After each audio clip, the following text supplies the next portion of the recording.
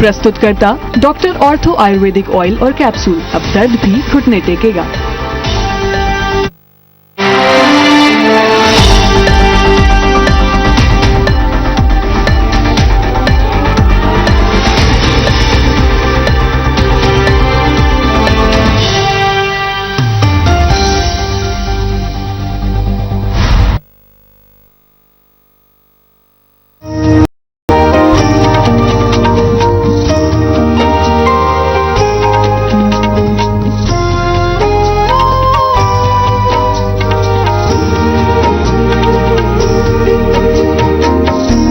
देश है प्रथम रखे यह ध्यान, अग्रणी शिक्षा का संस्थान। देश है प्रथम रखे यह ध्यान, अग्रणी शिक्षा का संस्थान। बना जो Maharaja Agrasen technical education society students की ग्रोथ के लिए देश विदेश की अनेकों संस्थाओं के साथ MOU करता है और हाल ही में उसने data security council of India के साथ एक MOU किया है। चलिए देखते हैं उसकी एक छोटी सी झलक।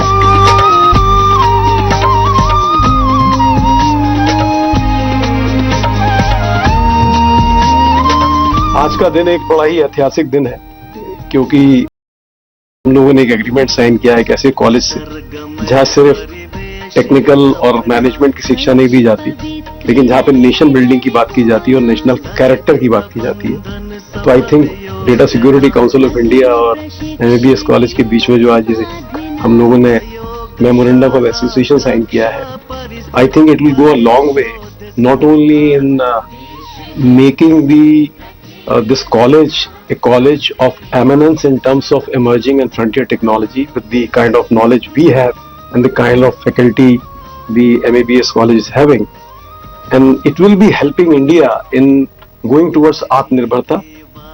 भट्ट साहब ने कहा ऐतिहासिक दिन है हमारे लिए भी, क्योंकि आज दो ऐसे महापुरुष से मिलने का अवसर मिला जो अपने लिए जीते हुए देश के लिए जी रहे, देश की सुरक्षा के लिए जी रहे हैं। और हमारा इंस्टीट्यूट 27 साल से इन्हीं सपनों को लेके साकार कर रहा है। मिलके हम काम करेंगे तो निश्चित तौर पर विकसित भारत का जो स्वप्न है 2047 का, मुझे लगता है वो 2040 तक ही निश्चित तौर पर हम पूरा कर पाएंगे। नमस्कार, आज मैं मुस्कान आप सभी दर्शकों का आज की इस खास बातचीत में स्वागत करती हूँ। आज हमारे साथ फिर से मौजूद हैं फाउंडर चेयरमैन मेट्स के श्री नंद किशोर गर्ग जी, जिन्होंने शिक्षा, संस्थान निवारण और युवाओं के भविष्य के लिए हमेशा तहे दिल से काम किया है। सर, मैं आज के एपिसोड में आपका तहे दिल से स्वागत करती हूँ। नमस्ते। तो सर, जैसे कि हमने अभी एक MOU की झलक देखी और हम देखते हैं कि समय समय पर मीट्स में MOU होते रहते हैं, तो इसकी क्या महत्वता है और इससे इंस्टीट्यूट और सभी विद्यार्थियों को क्या लाभ होता है? आज विश्व में जिस तेजी से परिवर्तन है, नई नई पढ़ाइयां आ रही, नए नए फील्ड खुल रहे हैं, उन सब बन गए सिक्योरिटी, डाटा की सिक्योरिटीज है, सभी चीजों की। तो उसके लिए साइबर सिक्योरिटी काउंसिल है, नेस्कॉम के ऑफशूट है, उनके साथ हमने MOU किया कि हमारे स्टूडेंट 10,000 जो हैं वो सिक्योर साइबर फ्रॉड से बचें, औरों को समझाएं और खुद भी उसका पालन करें। तो एक MOU हमने किया है जिसमें वत्सव आए थे, रिटायर्ड अफसर हैं एयरफोर्स से, और प्रोफेसर गौड़ से हमने उनसे MOU किया ताकि हम यहाँ 10,000 का जो हमारा मेट परिवार है उसमें भी हम सबको जागरूक करें और ट्रेनर्स की ट्रेनिंग होगी। फिर आप बच्चे जाके औरों को ट्रेन करें, घर वालों को ट्रेन करें कि अपने आप को कैसे, ये जो नए टाइप के अपराध हैं उन सब से अपने आप को कैसे सुरक्षित रख सकते हैं। इसलिए हमने ये एक MOU किया है और उस लाभ समाज को भी मिलेगा, स्टूडेंट्स को भी मिलेगा। सर, जैसे कि ये वर्ष हमारे लिए बहुत खास है क्योंकि इस वर्ष अटल बिहारी वाजपेयी जी को 100 साल पूरे हो जाएंगे और पूरा देश उनकी जन्म शताब्दी मना रहा है और वो हमारे मेट्स के उद्घाटन करता भी रहे हैं। तो सर, इसके बारे में आपका क्या कहना है? स्टूडेंट्स के लिए आपका क्या संदेश है कि वह उन जैसा बनने का प्रयास करें? मैं बड़ा सौभाग्यशाली रहा कि श्री अटल बिहारी वाजपेयी जी जो भारत रत्न रहे, देश के प्रधानमंत्री रहे और मैंने उनको 1970 से जब तक उनका ये जीवन लीला थी बहुत निकट से देखा। ऐसे व्यक्ति जिनको दो प्रधानमंत्री गुरुजी बोलते रहे, नरसिम्हा राव जी और चंद्रशेखर जी, मैं उसका साक्षी हूं कि वो दोनों कैसे गुरुजी बोलते थे। कारण कि वो उनसे ज्ञान लेते थे। प्रधानमंत्री रहते हुए दूसरे को कोई गुरुजी बोले, ये नरसिम्हा राव जी का भी बड़प्पन था और चंद्रशेखर जी का।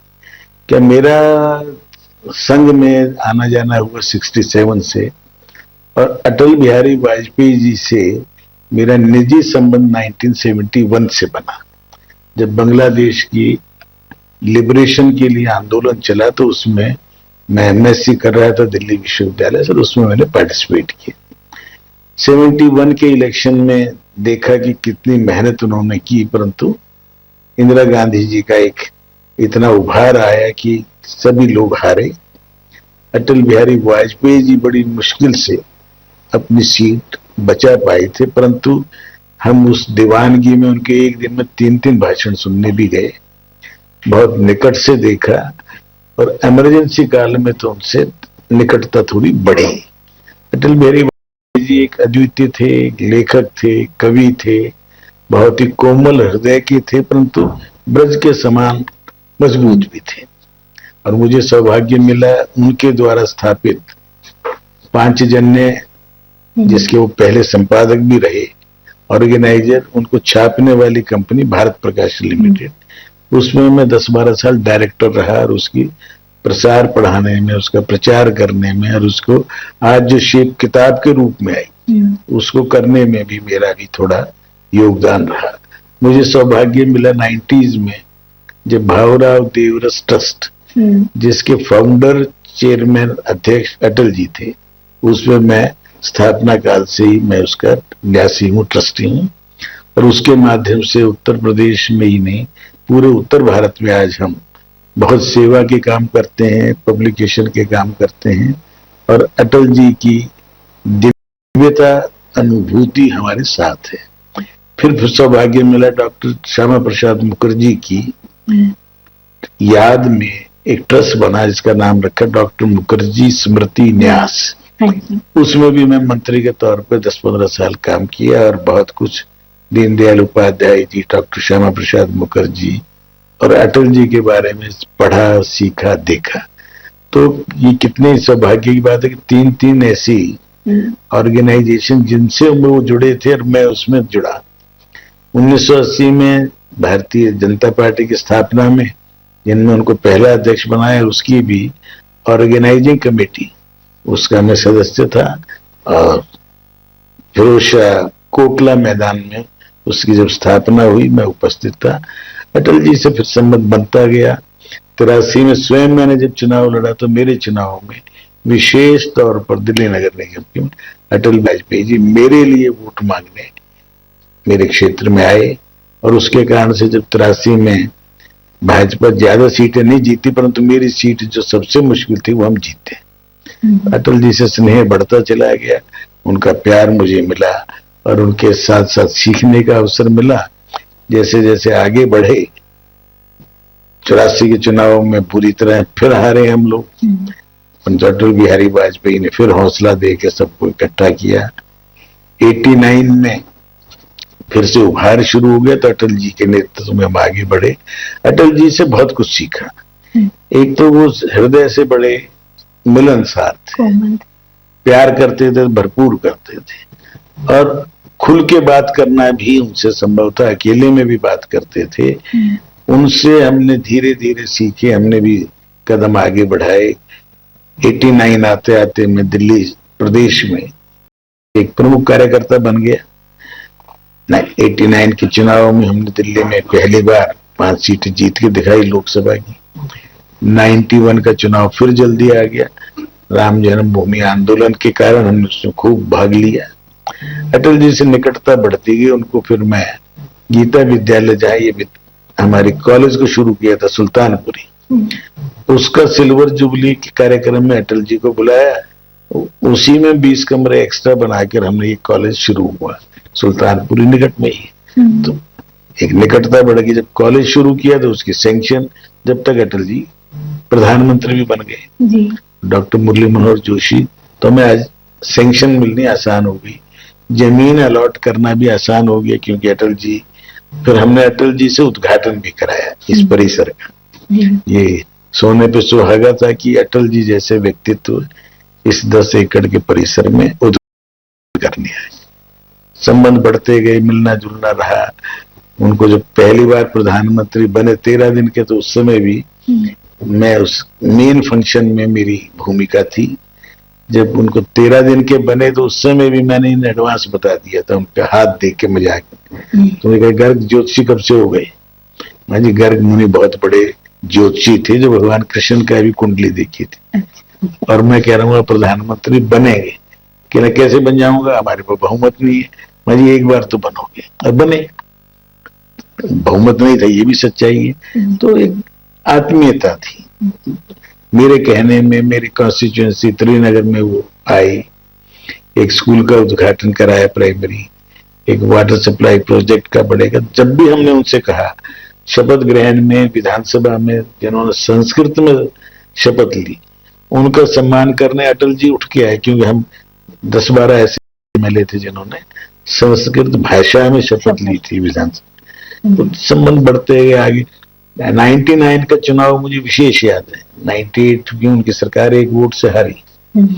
मैं 7 सीटों में दिल्ली में प्रमुख था, और मैंने केवल एक करोलबाग की सीट हम पहले नहीं जीत पाए थे, उसको जीतने के लिए एक ही बात की, अटल जी की सरकार 1 वोट से हारी है, दिल्ली की 7 सीट तो हम वो कमी पूरी करेंगे। लोगों ने विश्वास किया और हमें 7 सीटें जीत के दी।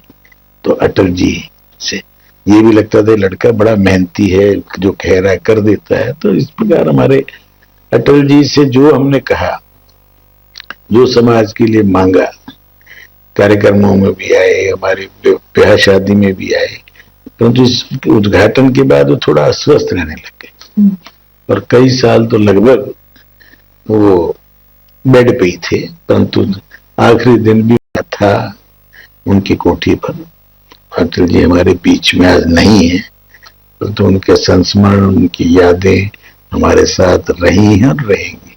एक साहित्यकार थे, बहुत बड़े दिल के मालिक थे, पूरा जन अविवाहित रहकर संगठन के लिए काम किया, कविताएं लिखी, प्रेरणा के लिए लिखा, हिंदू तन मन हिंदू जीवन, इतना बड़ा एक कविता है उनकी। और एक बात वो कहते थे जब उनकी किडनी गड़बड़ थी, आखिरी कविता लिखी जिसमें वो जो नरसिम्हा राव और चंद्रशेखर का मैंने बताया, उस समय उन दोनों ने कहा कि गुरुजी ऐसी कविता आप नहीं लिखेंगे। लिखा क्या था? ये भगवान मुझे इतनी शक्ति देना कि जब मौत भी आए तो मैं खड़ा होकर कुंडी खोल सकूं। उस आवाज पे मैं स्वयं इतने कुंडी खोल सकता। उस समय आंसू थे नरसिम्हा, कहना ये कविता फिर ना कभी सुनाना ना लिखना। इतना एक दूसरे से आत्मीयता थी, प्रेम थी। राजीव गांधी उनका पूरा सम्मान करते थे, उनको भारत के डेलीगेशन का इंचार्ज बना के भेजा, किस लिए कि आप किडनी का भी अमेरिका में दिखा लेना। इंदिरा जी से उनके बड़े संबंध दोनों तरह के थे, खट्टे मीठे। जब बोलना होता था तो कड़ाके तो शिमला समझौते के खिलाफ खुल के बोलने वालों में अटल जी थे, परंतु जब बांग्लादेश पे विजय प्राप्त की तो प्रशंसा करने वालों में। तो ऐसे अटल जी के अब 100 साल में मना रहे हैं।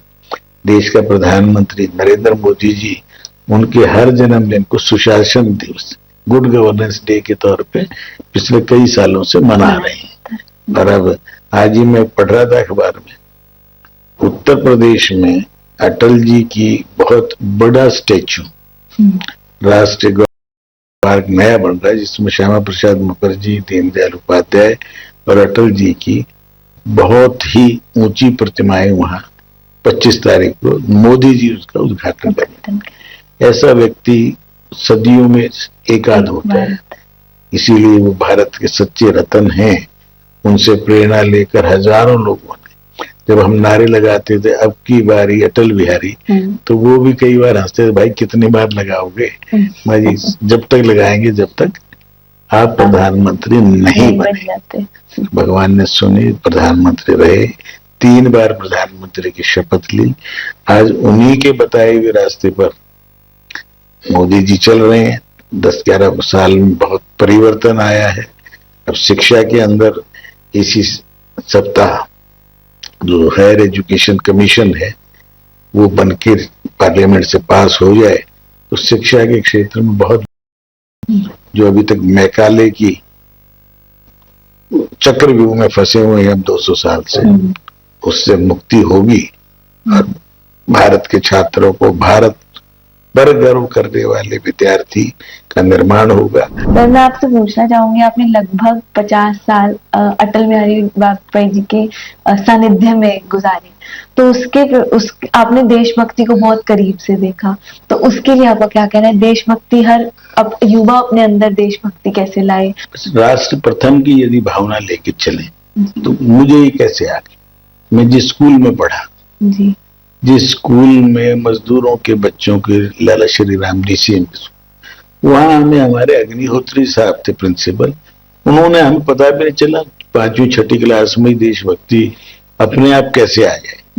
62 की चीन से लड़ाई हुई तो मैं 6ठी में था, तो राष्ट्रीय रक्षा कोष में लेना है, ब्लैक आउट होना है तो कैसे लोगों को समझाना है, ट्रेंचेज खुदी थी सड़कों को छिपने के लिए, तो कैसे खुदती है, कैसे उसमें छिपना है।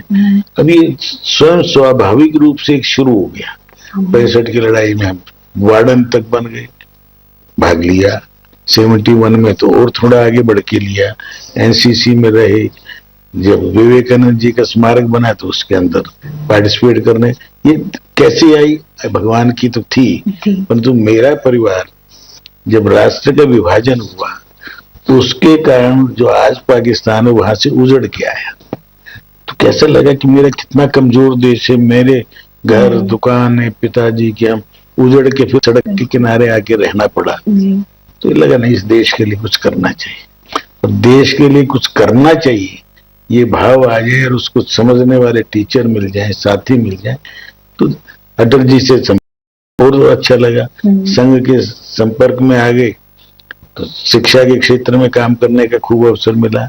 मैं तो आज ये मान के चलता हूँ जिस दिन से पढ़ाई शुरू की आज तक पढ़ाई भी चल रही है। तो सर, जैसे कि आपने बताया कि आप एक न्यास के जो डॉक्टर मुखर्जी स्मृति न्यास था उसके आप सेक्रेटरी रहे, तो उसके बारे में आप हमें विस्तार से बताएं कि आपकी क्या भूमिका थी, आपने क्या सीखा। और डॉक्टर श्यामा प्रसाद मुखर्जी इस देश के लिए एकता और अखंडता के लिए प्राणों की आहुति देने वाले पहले व्यक्ति थे, जिन्होंने कश्मीर में ये कह के बिना परमिट के एक देश में एक विधान रहे, एक प्रधान रहे, और उसके लिए उन्होंने कश्मीर में गए। कश्मीर में शेख अब्दुल्ला ने उनको गिरफ्तार किया और बहुत ही सस्पिशियस सर्कमस्टांसेस में उनका देहांत हुआ। तो हम तो उनको मानते हैं उनको शहीद क्यों हुए? क्योंकि देश की एकता के लिए भारत का झंडा कश्मीर में भी फहरे। कितना मुश्किल काम था। नेहरू जी का शेख अब्दुल्ला से अति मोह, बार बार कहने के बावजूद उन्होंने उसको प्रधानमंत्री का पद दे के वहां रखा। पर तो अटल बिहारी वाजपेयी जी पत्रकार के नाते मुखर्जी के साथ गए थे, वो वीर अर्जुन में थे। तो उन्होंने, मुखर्जी ने उनसे कहा अटल जी जाके देश को बता दो श्यामा प्रसाद कश्मीर में बिना परमिट के आने में सफल हो गया। वो अलग बात है, बाद में निकल नहीं पाए। तो उनकी याद में एक ट्रस्ट बनाया गया जो उनके विचारों को आगे बढ़ाए। डॉक्टर मुखर्जी क्या क्या चाहते थे लोगों को ज्यादा मालूम। Doctor Shyama Prasad Mukherjee youngest vice chancellor Calcutta विश्वविद्यालय, अंग्रेजों के खर्चे से चलने वाली यूनिवर्सिटी में पहला बंगला भाषा में BA-MA शुरू करा दी। पहला दीक्षांत समारोह कन्वोकेशन में बंगला में करा दिया और गुरुदेव रविंद्रनाथ टैगोर से वो कराया। ये देखिए जो राज उनका है, दिमाग उनका है। वहीं से वो विधानसभा के सदस्य चुने गए ग्रेजुएट कॉन्स्टिट्यूएंसी। ऐसे मुखर्जी को जिन्होंने अपने प्राण दिए और भारतीय जनसंघ के संस्थापक अध्यक्ष थे, उनकी स्मृति को बनाए रखने के लिए, ताकि उनके आदर्शों पर चलते हुए देश चले। एक भी व्यक्ति को नहीं पता हो कि इस देश में प्रधानमंत्री के अटल जी, ये नेहरू जी के टाइम वो उद्योग मंत्री थे, आपूर्ति मंत्री थे, साइंस एंड टेक्नोलॉजी मंत्रालय डॉक्टर मुखर्जी ने संभाला। उसके माध्यम से की सबने नाम सुना हो दिल्ली में जितनी लेबोरेटरीज हैं केमिकल इसकी सिर्फ सब उन्होंने स्थापित की। DRDO शुरू किया।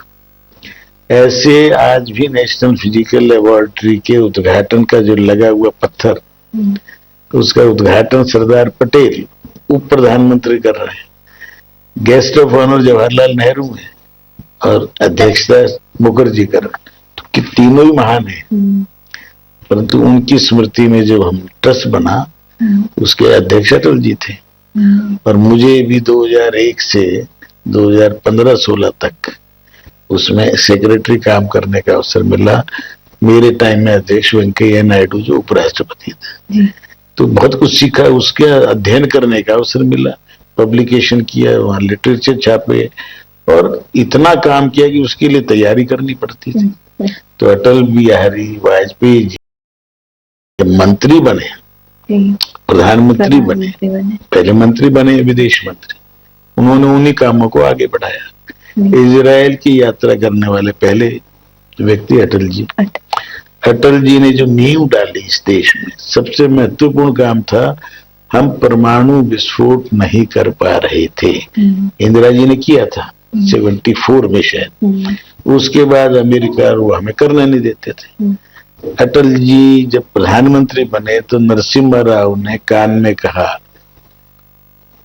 कि मैंने सब तैयारी कर रखी है, मेरे को अमेरिका से डर के मारे मैं विस्फोट नहीं कर पाया, अब चाबी आपको दे रहा हूं, पहला काम ये कर देना तो मैं खुश होऊंगा। तो अटल जी 13 दिन की सरकार बनी, चाहते तो उसमें भी थे, उसमें नहीं कर पाए। तो 98 में जब बने तो 11 मई को मेरे ख्याल 11 मई को पहला विस्फोट पोखरण में किया और 13 को दूसरा हाइड्रोजन बम का भी कर दिया। तो अमेरिका को पता नहीं चलने दिया। APJ कलाम साहब, जॉर्ज फर्नांडिस और अटल जी। मजा देखो, एक ईसाई, एक मुस्लिम, एक कट्टर हिंदू, तीनों ने मिलके राष्ट्र के लिए जो ये काम किया, उसके कारण पूरे विश्व में बौखलाहट हो गई। अमेरिका ने सैंक्शन लगा दी। सैंक्शन का अर्थ क्या है? अब भारत को कोई भी हम ना टेक्नोलॉजी देंगे, ना परम कंप्यूटर जो बनना शुगर वो देंगे, ना कोई क्रायोजेनिक इंजन देंगे, और भारत को कोई सहायता नहीं करेंगे, ना आर्थिक ना टेक्नोलॉजी। तो अटल जी ने ठीक है, हमारा देश सक्षम है और हम भिखारी नहीं है।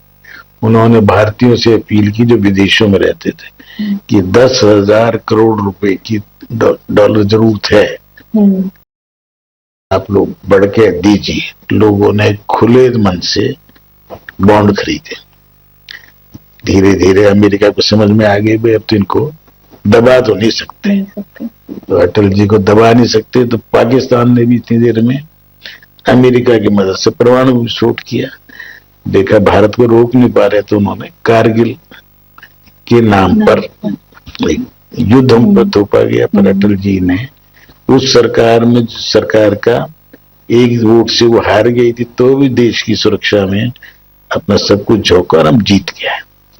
ऐसे अटल बिहारी वाजपेयी जी के बारे में कितनी ही बातें की जा सकती हैं। मैंने जैसे वो संपादक किस उम्र में, प्रचारक थे, 23-24 साल की उम्र में अखबार निकालना, पत्रकारिता करना, कविताएं भी लिखना। और एक समय ऐसा था कि उनके पिता वो दोनों ही कानपुर के DAV कॉलेज में दोनों थी। वो पिताजी MA कर रहे थे, ये BA कर रहे थे। बड़ा रेयर सुना होगा आपने कभी कि बाप बेटे दोनों पढ़ रहे एक ही कॉलेज में। तो अटल बिहारी ने ना विवाह किया, ना अपने परिवार बसाया, पूरे देश को ही परिवार माना। और उन्हीं के कदम चिन्हों पर चलने वाले नरेंद्र मोदी जी, भारत में सबको रहने का अधिकार है, परंतु इस धरती को अपनी मां समझिए। तो माँ नहीं समझेंगे तो उसको यहाँ पर 2 गज जमीन भी नहीं मिलनी चाहिए। जब ये बात स्पष्टता से हम कहेंगे तो भारत मजबूत भी होगा, आगे भी बढ़ेगा। और अटल बिहारी वाजपेयी जी ने जो कुछ सोचा वो रास्ते ऐसे बना दिए कि उनको अब उन्होंने सड़क योजनाएं शुरू की थी, नेशनल हाईवे, आज सुपर हाईवे बन रहे। उन्होंने कहा था कि इस देश के अंदर रेलवे इंप्रूव हो, तो आज वंदे भारत से लेकर पता नहीं कौन कौन सी ट्रेन चल रही है, और पूरे रेलवे स्टेशनों के कायाकल्प एट ए टाइम 10,000 स्टेशनों पे काम चल रहा है। साफ सफाई हम सब देखते ही हैं। गांधी जी का सपना था देश साफ सुथरा हो, अटल जी ने आगे बढ़ाया, नरेंद्र भाई ने इसको, आज घर घर शौचालय 10-12 करोड़ बन जाए, हर व्यक्ति को छत मिले रहने का, सबका सपना है। तो सबको एक पक्का मकान मिले, उस लक्ष्य की ओर तेजी से बढ़ रहे हैं। परंतु अटल जी ने एक तीसरी चीज दी थी। लाल बहादुर शास्त्री ने जब सूखा पड़ा तो जय किसान जय जवान तो थे ही, इन्होंने जोड़ा जय अनु विज्ञान। विज्ञान का मतलब जब एटम बम, हाइड्रोजन, और मोदी जी से आगे बढ़ गए। अब जय अनुसंधान, हम इनोवेटिव भी होंगे, रिसर्च भी करेंगे, और वर्ल्ड के अंदर जो भी कुछ कहीं हो रहा है वो हम भी कर सकते हैं। ये विश्वास नए स्टूडेंट्स को दे रहे हैं। 2047 तक इस देश में कोई भूखा नहीं सोए, खान वाला ना हो, कोई घर हो तो घर के अंदर नल भी हो, वाईफाई भी हो, शौचालय भी हो, हर चीज से संपूर्ण हो, हर बच्चे को पूरी शिक्षा मिले, पूरा स्वास्थ्य मिले। इसलिए 10-10 लाख का हर परिवार को इंश्योरेंस कर देना किसी ने कल्पना नहीं की थी। जी बिल्कुल। आज 80 करोड़ लोगों को अनाज इतना मिल रहा है कि उसे खरीदने की जरूरत ही ना पड़े। ये अटल जी ने जो रास्ते दिखाए थे और उस पर आज के लोग, हम भारतीय चल रहे हैं।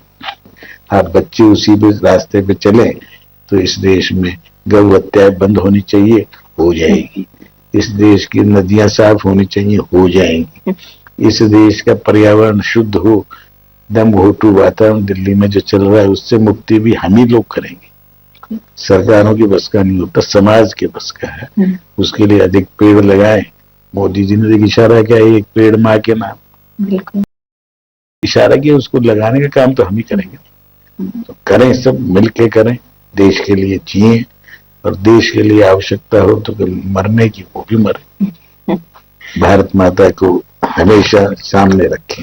जैसे कि अब 100 वर्ष पूरे हो रहे हैं अटल जी को, तो आपका पूरे देशवासियों को और युवाओं के लिए क्या संदेश है? एक छोटा सा संदेश जो आप देना चाहेंगे। 25 दिसंबर जी, कई चीजों के कारण उसको मान्यताएं हैं। ईसा मसीह का जन्मदिन भी माना जाता है, वो भी मानवता के प्रतीक है। महामना मदन मोहन मालवीय, भारत रत्न, जिन्होंने बनारस में BHU बनाया, उस समय अंग्रेजों के राज में, जिसके अंदर IIT, मेडिकल, एग्रीकल्चर सब कुछ था।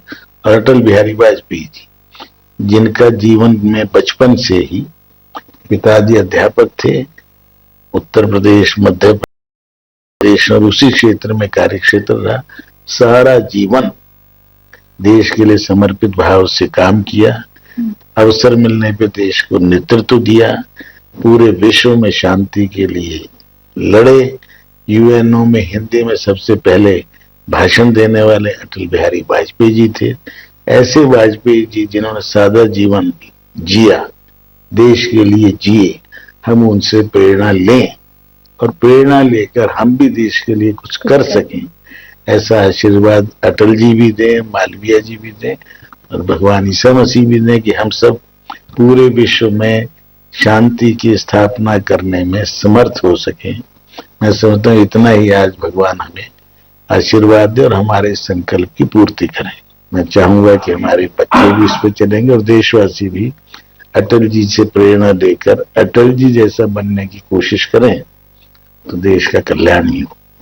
धन्यवाद सर, बहुत ही सौभाग्य महसूस हुआ सर के साथ चर्चा करके, और बहुत ही सौभाग्य महसूस हुआ कि जन्म हमारा ऐसी भूमि में हुआ, जहाँ ऐसी माँ के पास हुआ, जहाँ इतने बड़े बड़े नेता जिन्होंने असंभव को संभव कर दिखाया, वैसे इस देश को चलाते हैं। बहुत बहुत धन्यवाद सर आज की पूरी चर्चा के लिए। बहुत बहुत धन्यवाद आपने जो प्रश्न पूछे। और आप सभी दर्शकों का भी बहुत बहुत धन्यवाद बने रहने के लिए। अगले एपिसोड में फिर मुलाकात होगी नई उमंगों के साथ। धन्यवाद। जय हिंद, जय भारत। ज्ञान सिद्धता बहुविध शिक्षा से हम बनते जागृत प्रज्ञावान। देश है प्रथम रखे यह ध्यान, अग्रणी शिक्षा का